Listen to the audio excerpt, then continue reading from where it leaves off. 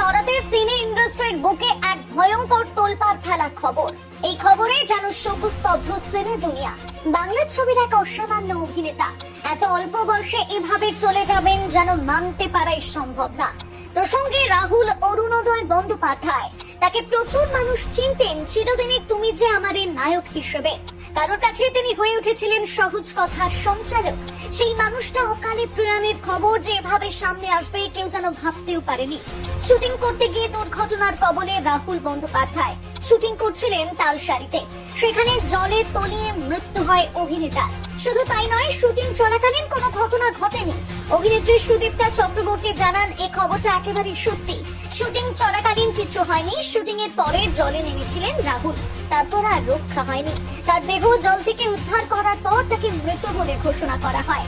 তার মৃত্যুর খবর প্রকাশ্যে আসতেই শোকের ছায়া ভক্তদের মধ্যে। কিছুদিন আগেও সহজ কথা নতুন একটা এপিসোড রিলিজ করেছিলেন তিনি। শুরু করেছিলেন ভোলে বাবা পার করেগা সিরিয়ালের এক অনন্য অধ্যায়। তার সহজ কথা দেখতে ভালোবাসতেন সকলে। সেই মানুষটা এভাবে অকালে চলে যাবেন এ যেন ভাবনাতীত। মৃত্যুকালে বয়স হয়েছিল 43 বছর। দীঘা হাসপাতালে নিয়ে যাওয়ার পরে তাকে মৃত বলে ঘোষণা করেন চিকিৎসকেরা।